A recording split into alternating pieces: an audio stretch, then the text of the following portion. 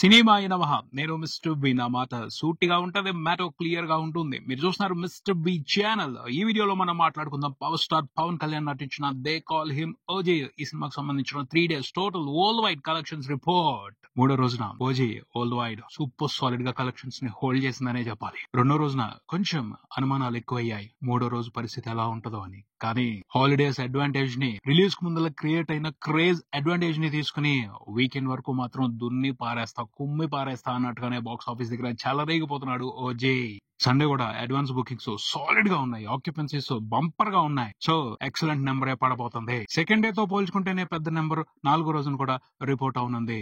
రెండో రోజు కంటే మూడో రోజున స్లైట్ గా ప్రతి చుట్ట కలెక్షన్స్ పెరిగాయి. సూపర్ బ్లాస్టర్ విశేషం ఏమిటి అంటే ఓవర్సీస్ లో cinema excellent blockbuster run ని కొనసాగిస్తుంది. హిట్ అయిపోయింది, ఇక ఆగిపోదాం అని రెస్ట్ తీసుకోవట్లేదు. కుదిరినంత కుమ్మదాం అన్నట్టుగానే దూసుకెళ్తుంది. ఓవర్సీస్ లో ఓజీతో బిజినెస్ లో ఇన్వాల్వ్ అయిన ఎగ్జిబిటర్స్, డిస్ట్రిబ్యూటర్స్ జాక్ పాట్ కొట్టినట్టు సాలిడ్ ప్రాఫిట్స్ ని ఎంజాయ్ చేస్తారు. ఆల్రెడీ మొదలైపోయింది అక్కడ ప్రాఫిట్ రన్. సినిమాకి ఓవర్సీస్ వరకు ఒక 20 కోట్ల వరకు బిజినెస్ జరిగిందని తెలుస్తుంది. ఇప్పటికే 26 కోట్లకు పైన షేర్ రిపోర్ట్ అయింది, 50 కోట్లకు పైన గ్రాస్ రిపోర్ట్ అయింది.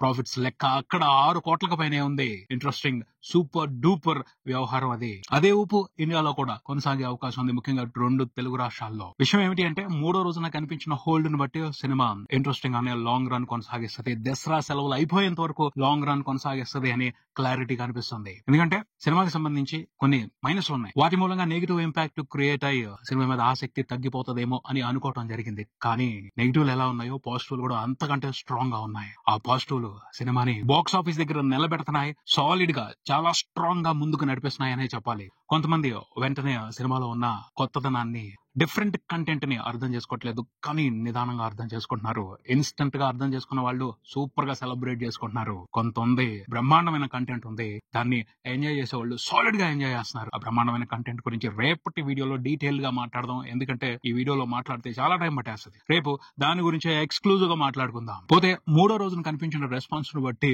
ఓజీ జైత్ర యాత్ర దసరా పండుగ సెలవులు అయిపోయేంత వరకు ఇంట్రెస్టింగ్ గానే నడవబోతుంది అని అనుకోవచ్చు.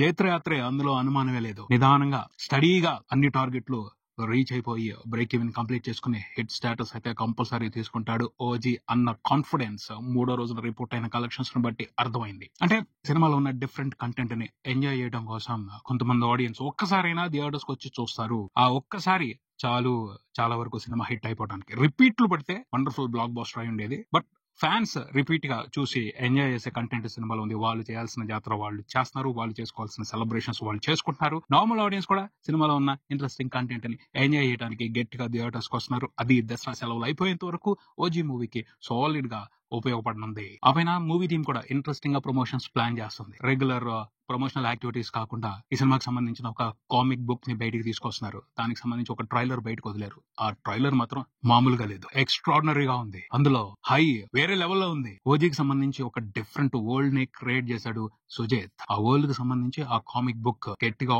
ఆడియన్స్ కి విపరీతమైన ఎక్సైట్మెంట్ అని ఇస్తుంది. అందులో మంచి కంటెంట్ కనపడుతుంది, సాలిడ్ కంటెంట్ కనపడుతుంది. అంటే ఓజీ మూవీలో కథకు సంబంధించి 1940లో జపాన్ లో కొన్ని డీటెయిల్స్ వదిలాడు. దాన్ని బేస్ చేసుకుని కామిక్ సిరీస్ ని బయటికి తీసుకొస్తున్నారు. నిజంగా అది ఆ టీజర్ మాత్రం సాలిడ్ ఉంది. యానిమేషన్ కానీ, దానికి బ్యాక్గ్రౌండ్ స్కోర్ కానీ, ఆ కట్స్ కానీ ఎక్సలెంట్ ఇంపాక్ట్ ఇస్తున్నాయి. దాన్ని తర్వాత సినిమాగా తీసిన అద్రిపోద్ది అంతే. ఆ రకమైన ఇంపాక్ట్ కనపడుతుంది, ఆ రకమైన సాలిడ్ కంటెంట్ కనపడుతుంది. సినిమాలో ఆ మ్యాటర్ కి సంబంధించి డీటెయిల్ ఉంది. 1940 టైంలో సెకండ్ వరల్డ్ వార్ లో జపాన్ తరపున పోరాడటానికి కొంతమంది భారతీయ యోధులు వెళ్లారు. అలా వెళ్లిన యోధుడు ఈ ఫస్ట్ బ్లడ్ లో యుద్ధం చేస్తాడు అని అర్థం అవుతుంది ఆ కామిక్ సంబంధించిన టీజర్ చూస్తుంటే. అది మాత్రం చాలా ఇంట్రెస్టింగ్ గా ఉంది. అర్థమైపోతుంది ఒక మంచి వరల్డ్ ని సెటప్ చేశాడు సుజిత్. రాబోయే రోజుల్లో చాలా సినిమాలు వస్తాయి ఓజీ వరల్డ్ నుంచి. ఫస్ట్ బ్లడ్ మొదలు, ఆ తర్వాత జర్నీ, ఆ తర్వాత నెక్స్ట్ జనరేషన్, ఇవన్నీ కూడా సాలిడ్ ఎంటర్టైనర్స్ గా, సాలిడ్ గ్యాంగ్స్టర్స్ ఫిలిమ్స్ గా ఉండబోతున్నాయని అర్థమవుతుంది. నిజంగా సెటప్ మాత్రం సాలిడ్ సెటప్. ఓజీ క్యారెక్టర్ కూడా ఎక్స్ట్రాడినరీ అంతే. దాని గురించి డీటెయిల్స్ రేపు మాట్లాడుకుందాం. కామిక్ బుక్ కి సంబంధించిన సేల్స్ కూడా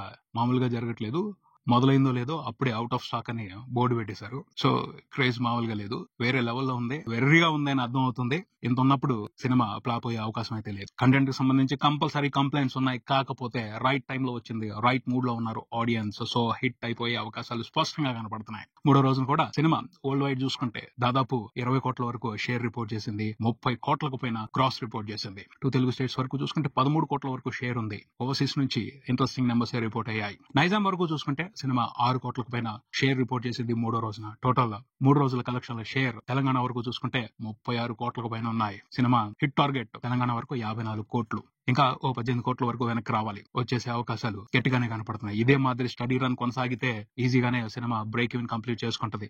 తెలంగాణలో సెలవులు ఉన్నాయి, క్రేజ్ తగ్గలేదు, హీట్ నడుస్తుంది, సో అవకాశం ఉంది ఆ 18 కోట్లు వెనక్కి వచ్చేయడానికి. ఈజీగా ఆదివారం కూడా 6 కోట్లకు పైన షేర్ పడిపోద్ది. ఆపైనంత మిగతాది కూడా నిదానంగా సెలవుల్లో కొట్టేస్తాడు. నైజాం వరకు సినిమా హిట్ అనిపించుకోవడానికి అవకాశాలు స్పష్టంగా ఉన్నాయి.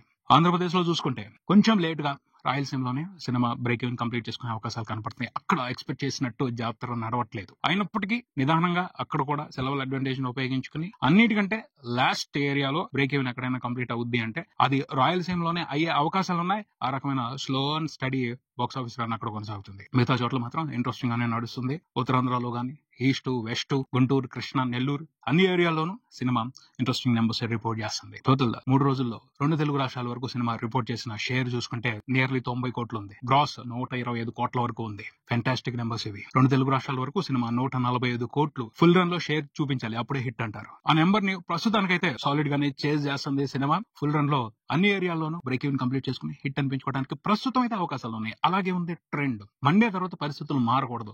ఇలాగే స్టడీగా రన్ కొనసాగితే ఈజీగానే బ్రేక్ ఈవెన్ అయిపోద్ది. ఇప్పటికైతే ఓజీ జైత్రయాత్ర నడుస్తుంది బాక్స్ ఆఫీస్ దగ్గర. మండే తర్వాత ఏమవుద్ది వెయిట్ చేసి చూడాలి. సుజిత్ ఇంటర్వ్యూలు ఇచ్చాడు. ఆ ఇంటర్వ్యూలన్నీ కూడా బ్లాక్ బాస్టర్ అనే చెప్పాలి. అతని ఇంటర్వ్యూస్ కి యూత్ నుండి సూపర్ ఫాలోయింగ్ వచ్చింది. మూవీ లవర్స్ నుంచి ఫ్యాంటాస్టిక్ రెస్పాన్స్ కనిపిస్తుంది.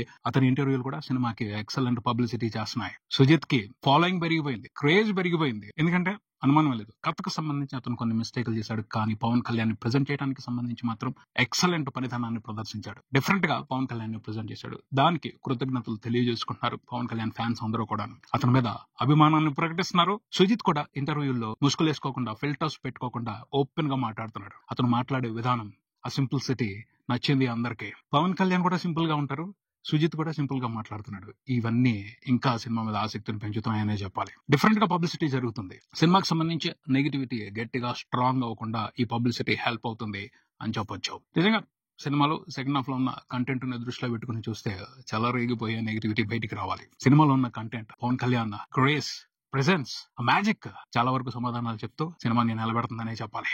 సినిమాకి జరిగిన pre release theatrical business value చూసుకుంటే 172 కోట్లు. ఇప్పటి వరకు సినిమా టోటల్ గా 3 రోజుల్లో రిపోర్ట్ చేసిన షేర్ చూసుకుంటే 125 కోట్ల వరకు ఉంది. ఇంకా ఓ 48 కోట్లు వెనక్కి వచ్చేస్తే హిట్ స్టేటస్ వచ్చేస్తుంది. 3వ రోజున ఎలా అయితే స్టడీగా పెర్ఫామ్ చేసిందో, 4వ రోజున ఎలా అయితే స్టడీగా పెర్ఫామ్ చేస్తుందో అదే మాదిరి పెర్ఫార్మెన్స్ ఒక్క 4-5 రోజులు కొనసాగింది అంటే ఆ 48 కోట్ల షేర్ కొట్టేస్తాడు, ఈజీగా కొట్టేస్తాడు, హిట్ అనిపించేసుకుంటాడు. ఈ సినిమాకి రిలీజ్ కు ముందు ఏర్పడిన క్రేజ్ వీటన్నిటికీ పెద్ద బ్లాక్ బస్టర్ పడాలి, మెమరబుల్ బ్లాక్ బస్టర్ పడాలి. కొన్ని మిస్టేక్లు జరిగినాయి, వాటి ఇంపాక్ట్ కొంతవరకు ఆపుతుంది. లేకపోతే చెలరేగిపోయి వేరే రకమైన రికార్డులు పడతా వెళ్ళిపోయేవి. సౌత్ ఇండియా వరకు, సింగిల్ లాంగ్వేజ్ వరకు, రీజనల్ లాంగ్వేజ్ ఫిలిం అన్న మ్యాటర్ ని దృష్టిలో పెట్టుకుని చూసుకుంటే బోల్డ్ అన్ని రికార్డులు తునాతునకలు అయిపోయేవి. ఇది పరిస్థితి. ప్రస్తుతం అయితే కనిపిస్తున్న ట్రెండ్ ను బట్టి సినిమా స్లోగా అయినా సరే అన్ని ఏరియాల్లో బ్రేక్ ఈవెన్ కంప్లీట్ చేసుకునే అవకాశాలు కనిపిస్తున్నాయి. ఇది ఇక్కడికి మరో వీడియోతో మళ్ళీ కలుద్దాం. ఈ వీడియో మీకు నచ్చితే లైక్ చేయండి, మీ ఫ్రెండ్స్ తో షేర్ చేసుకోండి, మీ అభిప్రాయాన్ని కామెంట్ చేయండి, ఈ ఛానల్ ని సబ్స్క్రైబ్ చేయండి. నేను mister B. Keep watching mister B channel. Thank you.